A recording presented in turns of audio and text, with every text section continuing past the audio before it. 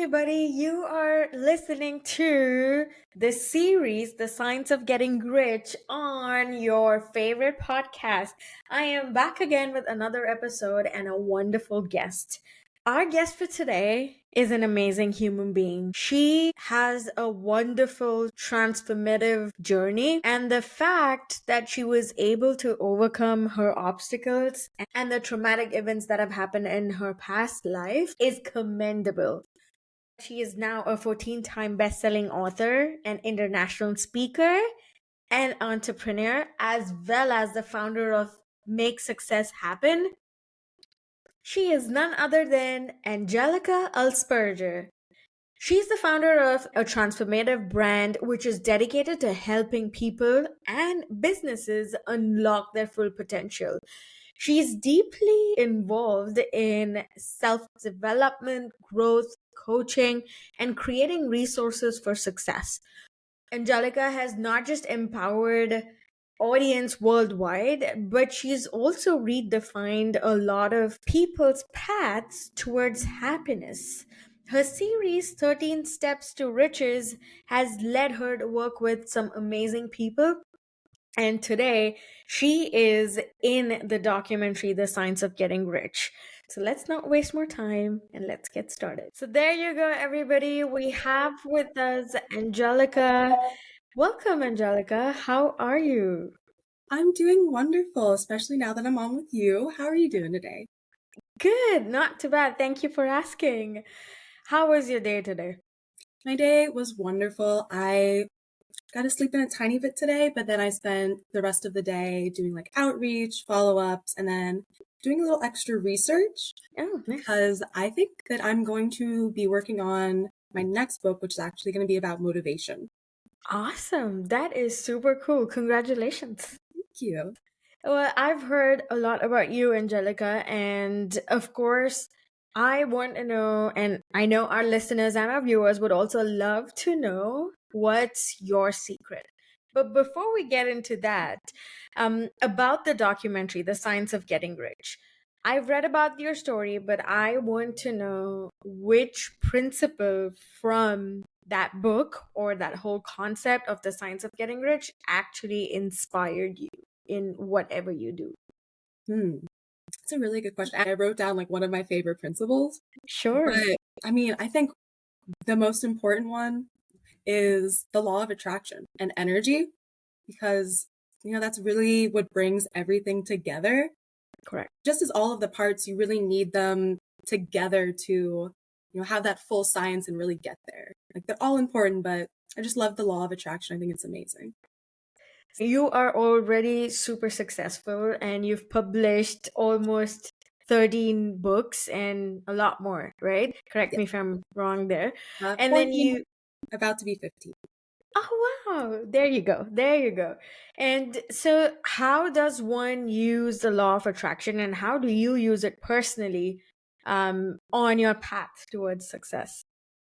Okay, well, I'll start kind of from like where it started.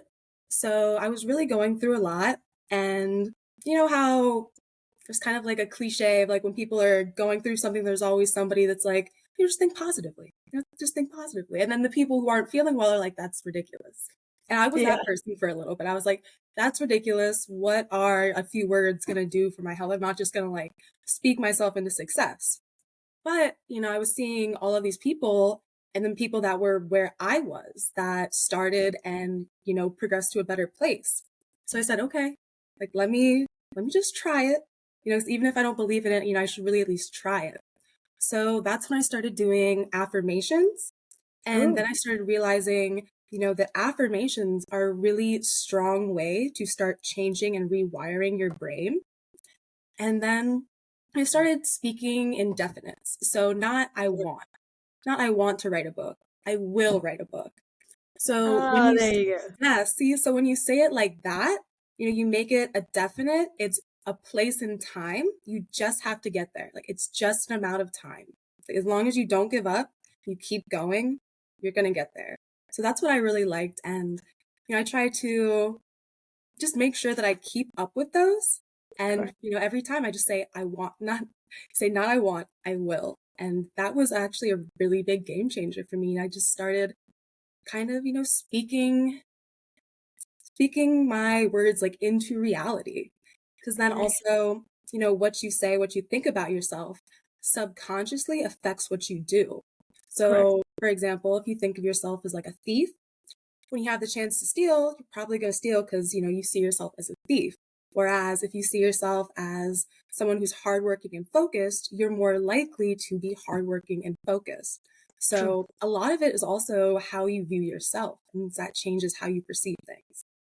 Wow. Interesting. Now I'm gonna start telling everybody that I will write a book. Yes, you're like That I is said. Yeah, thank you for that. That's a really good suggestion out there.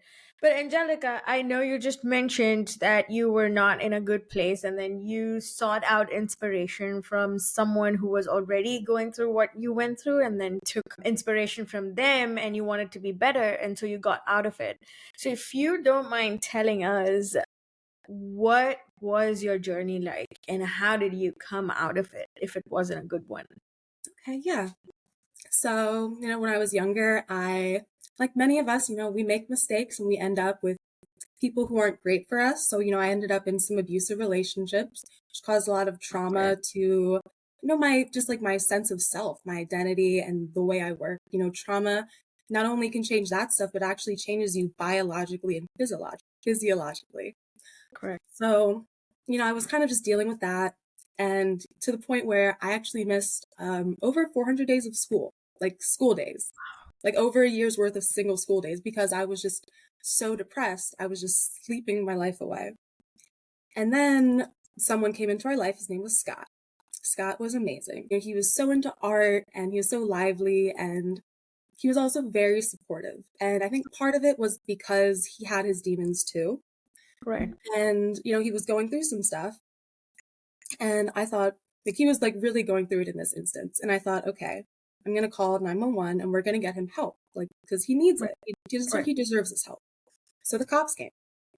The first thing they asked were, are there any hostages? And we said, no, there's no hostages, just me and my mom. I said, okay.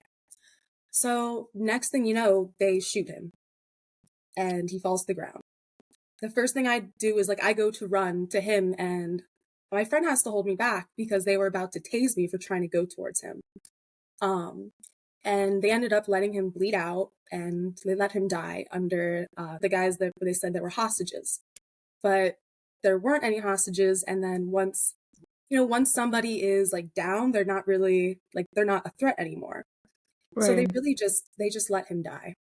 And we lived down the street from a fire station, so there was an ambulance right there. But and that broke me. Not only because I saw it and I was there, but I was the one who made the phone call. Meaning, if I didn't Mhm. make the phone call, he could have still been alive.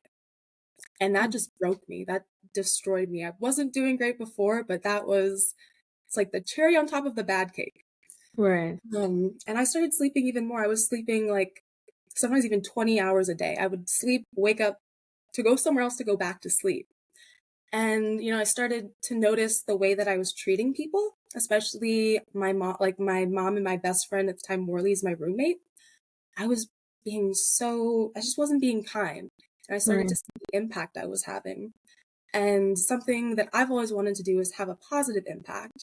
So, it hurt me to see that since I was hurting them. Hurt people. And that was kind of, just like the switch. Like, okay, it's time, like we have to get out of bed. We have to do something now. Right. And coincidentally, COVID happened, which, I don't want to detract from the fact it was very bad and it was very detrimental for a lot of people. Yep. But for me, it was honestly kind of what I needed. So I had all of this time to focus on rebuilding myself. Right. So I just started clicking links, signing up for any like self-help seminar, any business development, was going to literally anything I could to the point where Google realized and they just started giving me all of these ads that were just, hey, come to our event. So Oh I started yeah. doing that. Obviously. Yep. Yeah. And then actually I met this guy named Eric Swanson who invited me into my first book series. So Wow. yes, and that's actually, how I ended up here. That was the catalyst for like the big change in my life. Wow. First of all, so proud of you. And that takes a lot of courage for a person to go through that and come out even stronger on the other side. So kudos. And really, I feel so proud that you are a guest on the podcast, Angelika. So some really strong stuff there. I am sorry that you had to go through all of that, Angelica, but looking at the brighter side of this, like you mentioned, even though few things do not work out for some people, like COVID, for example, it helped you and you found that direction and the right resources and the right path to walk on, which got you here. So, based on that experience of yours, what kept you going? That's a really good question because there were a lot of times where I didn't want to keep going. Like there were times where I was like, like this is hard. But then I have to remember things like Howard Schultz. Like we've all heard of Starbucks, I'm sure.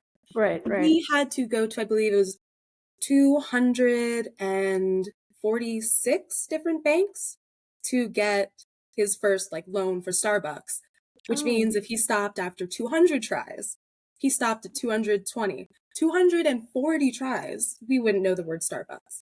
correct. So that's one of the things. And then the other thing is that I really want to show people that no matter who you are, what you go through, that you can make success happen.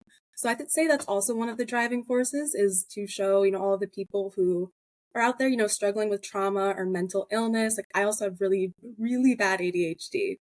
So I just want to be an example to show people like, hey, I know you're going through things, but you still can make success happen for yourself. I did it.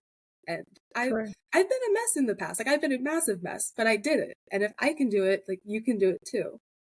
Perfect. Absolutely beautiful.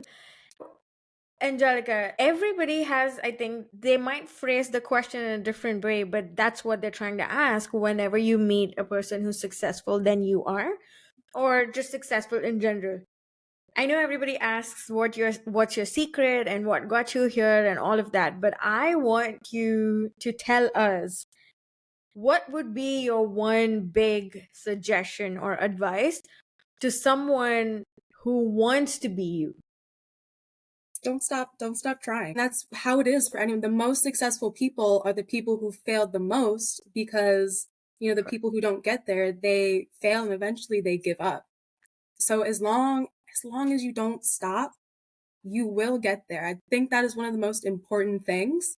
I mean, Yes. there's so many important things I could go on and on about all of the different things like I've done, but just keep going. So my dad raised me with this phrase, try again.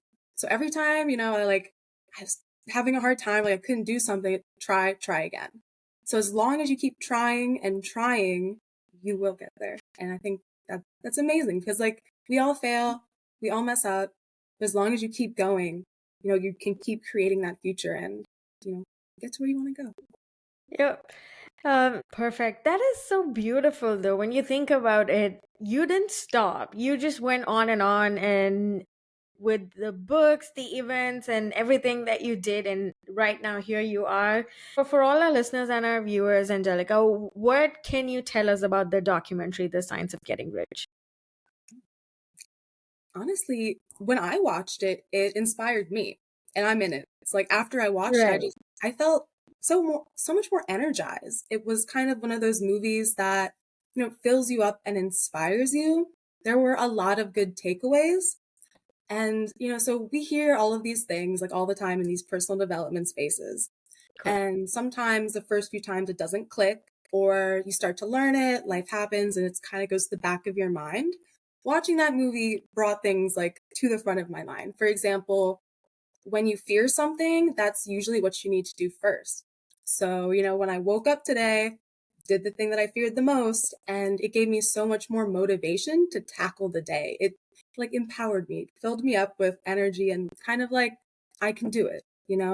It's also for self-confidence and motivation. A big part of it is momentum and like how you feel about yourself.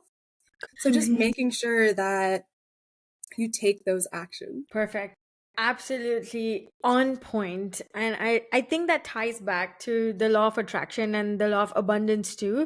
I had Emily on the show, and she was also talking about the law of abundance. And she said you have to not just think that way, but you also have to act that way, which is exactly what you brought up in the first few minutes of our show here. So that's cool. I cannot wait. I've already ordered it, so I'm going to watch it tonight or maybe tomorrow. So yeah, Oh, I'm excited. yes, you should be. Yeah. Okay, so my next question to you would be, what's your favorite hack? Because I personally feel we cannot be motivated every single day for 365 days in a year, correct? Even if you take any goal, be it small, be it big, fitness or writing a book, or it can be anything. It's so hard to have the same kind of energy and motivation for 365 days. How do you do it? Or what's your hack? So I do have a few things that I wrote down about motivation that I'd like to share in a little bit. But Sure. one of the biggest hacks for me is showing up. Like at least 50% of everything is showing up. And no matter how bad you feel, like sometimes it's hard to get things done. Showing up is still, relatively easy when you're feeling like that. And then also putting yourself in a position where you don't have the choice. I know it can sound like a little weird, but if you know something needs to get done and you also know like you just can't find that motivation for some reason, if you find a way to put yourself in the position to get it done, like where you don't have a choice, you'll end up Right. doing it. So Right. a big part of motivation is also your environment and what you surround yourself with. Okay. So you said you have some pointers about motivation. I would love to know what those are. Yeah, I wrote them down because I have so many thoughts in my brain. If I don't write some of them down, they're not gonna make their way back to the front of the brain in Yep. time. Oh, this is a really good example of, why doing all of this stuff helps you change. So it's really important to remember this little bamboo story. Okay. So bamboo is one of the fastest growing, plants. Like it grows like several inches in a day, I think, sometimes more. But it takes over a year, I believe it's over a year to sprout, to come up from the ground. So you have to spend every day watering it. You have to take your time to take care of it. And you're not going Oh, to see any differences for a while. right. As long as you, once again, you keep trying and you keep watering it, it's just a matter of time before it sprouts. And when it sprouts, it just keeps going. I wanted to put that out there before I forgot. But a big part of motivation is, your not only your environment, but you want to kind of put yourself into it. You want to Right. learn about it. And a really important part where we need to move the external motivation to internal motivation is we need to reflect on what Right. we learned. So, reflecting, like asking yourself questions about all of it and, looking at theories and that kind of things. Like I said, a lot of it has to do with, how we view ourselves. Right. So when you have a task that you either don't have the energy or you don't feel like you can do it, what you want to do, whichever one of the two it is, you want to take that and you want to trace it back to your identity and, see like what about my identity is making me unable to engage in the task. And, I had to go into my identity, find out why. Like, why is that something that I feel like it's not true? So you need Right. to find these like cognitive distortions and then you need to rework them into something different where you build up that positive identity. Wow. Did that make sense? Yeah, yeah, of course, of course. So, I'm gonna touch on the point that you mentioned about reflections as a first step. I think that takes a huge step and someone to be in that level to even sit and think about how I feel. So, what's one of the tip or one of the tools that you would suggest to start reflecting? I know one thing is meditation. That time when you're just sitting and not thinking about anything, somehow your thoughts go back to, and then you kind of indirectly start reflecting. Again, it's not meditation, but at least you're doing it mindfully. What did you do? How did you reflect on whatever happened or what actions you were going to take? Mhm. So one of the things I reflected on is how my brain is set up and how that affects the way that I respond to things. Right. Because, once you understand how your brain works, you can work with it instead of against it. And I know this part's a little cliche, but honestly, journaling. Because there's a lot of different questions, and you can get journaling questions for literally anything, like mental health, Perfect. career Yeah. stuff, like health, like eating health, like Yes. literally questions for anything. So you want to find the questions that are related to the topic that you're working on, and you kind of want to go through them. Ideally, you want to write them down because when you write things down, your brain remembers them better. Correct. But if not, then it's something you can think about when you have that time. And then another thing is also podcasts. So Correct. listening to podcasts with actionable information. I've learned a lot about how I work and why I feel certain ways by listening to podcasts. So Wow. there's a lot of different ways to do it, but Yeah. it's one of those things where when you first try it, it's not going to be easy, but as long as you keep trying it, it's going to get easier as your brain, as those neural pathways form. So once those Correct. pathways start forming, it becomes easier to go that route. Correct. Absolutely. Yeah. That is such a good actionable task that you just gave us. You didn't just tell us go reflect on things and just do that, but you said how to do it, which I really appreciate. So thank you for that, Angelica. You're welcome. I'm going to talk a little bit about the happiness book that you've written. The series was 13 Steps to Riches. Yes.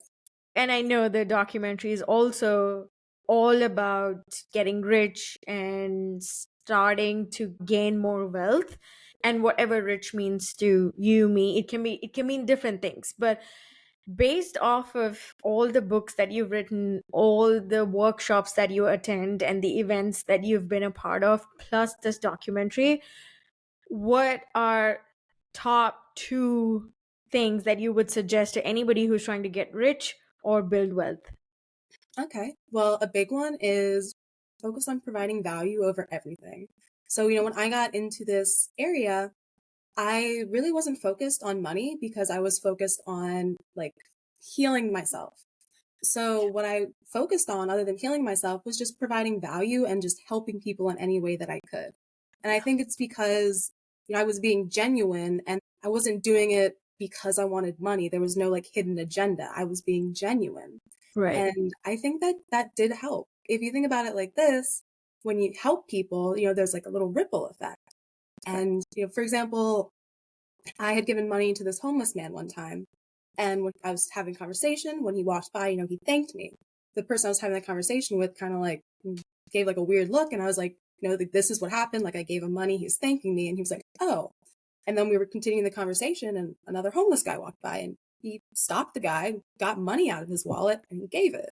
And I think there was a commercial, like it was years ago, but it was kind of, one person did something nice to someone else, and that kindness inspired that person to be kind to someone else. So it's putting that kindness into the world and helping people and knowing that it all comes back. It is like karmic marketing, which I thought that was a pretty cool term, but it's like just doing good, putting value first, and knowing it's going to come back around. Okay. Tell me about this. What is your favorite project or book that you've worked on, and why? I'd say the 13 Steps to Riches is one of my favorites because it's, was the catalyst for me, getting into this arena and meeting all of these amazing people. If it wasn't for that series and that project, we wouldn't be having this conversation. Yeah. And, that like it literally changed my life. And it also brought me into this environment surrounded by, these amazing people who are, more successful than me. And when you look at all of these people around you that are doing these things, it gives you, like, once again, it gives motivation to, reach that next level because you see people doing it and you're like, okay, this is what people are doing. Surrounding yourself with a bunch of lazy people who don't want to do anything, it's going to feel normal to not do anything as well. But when Correct. when you see people doing things, you're like, okay, like maybe I should do something too. So Yes. I'd say that 13 Steps to Riches was one of the best projects. Wow, that is so cool. Thank you for sharing that, Angelica. And then my last question to you would be, what do you think people usually lack in terms of inspiration, motivation, or anything that makes them different and being stuck wherever they are versus all these successful people that you just spoke about or you get a hangout with or even yourself? See, there's a few things. So when we're growing up, the, the people in our environment, how they talk to us, so our parents, caregivers, teachers, that helps build our brain architecture. That helps to shape, how we think, how we talk to ourselves. So if you grew up around some mean people, you're going to be mean to yourself, and Right, you're going to unknowingly, become an obstacle for yourself. right. Being self-aware, understanding how you work. Um, It's having kind of like a child mindset. So, when we're children, we're curious, we're inquisitive, we're not afraid to fail, and we're not afraid to look stupid. And when we get older, we start, we feel shame. We don't want to like do anything too cringy. That stops us because we're afraid of coming off a certain way. right, And when you realize like it's okay to look stupid, and because that's how you grow, and it's fine to look stupid because when you see someone doing something a little silly, when they don't care, you're not going to care. But if you're exactly. doing something and you're like shameful about it, like people are going to kind of like catch on to that. Yeah, But that's the biggest one, is just having like a child's mindset. It's like you're so free. And then also when we grow up, we also stop having faith in ourselves and our dreams. true. Children don't do that. You ask a child what they want to do, it's like, I'm going to go solve cancer. Yeah. And because they're determined, like they don't see a reason that they can't. Yeah, And when yeah, we get older, we start to create these reasons why we can't, whether they're, true or not. Like our entire sense of self is really based off of like assumptions we've made about ourselves. correct. And it's like growing up, we start to like just take that away from ourselves. So you need to know that there's no limit. Like the only limit is yourself. And once you can understand yourself and how to work with yourself, then you push that limit aside and it's all go. Like it's the world's your oyster. Wow, such beautiful, beautiful thoughts, Angelica. Thank you so much. And with that inspirational thought and suggestion, we are now at the end of our episode. I thank you so much for being on the show, Angelica, and sharing all your secrets and your journey, and for trusting us and all the listeners and viewers with the journey that you've been through, how you came out of your trauma, plus all the successful stories as well. So thank you so much. Thank you so much. I really love just being able to talk and then just having another chance to help people. Because sometimes you have to hear things more than once, and sometimes you hear something and it changes things for you. So any opportunity to do that for someone makes me very happy. So Oh, thank you. thank you so much. It's been a pleasure to have you on the show, Angelica. And thank you for being with us tonight. I hope you have learned something useful and something that would help you transform your journey and get you one step closer to being rich and building wealth and being happy. If you want to know more, go check out the series and the playlists that I've linked here below. And if you haven't watched the documentary, The Science of Getting Rich yet, then go check out the link in my description box below to get a discount and a bonus. I hope you've enjoyed this and stay tuned for more episodes in the series. Until then, keep growing, keep glowing, and be yourself. This is your host, Sheekha Singh, signing off. Bye.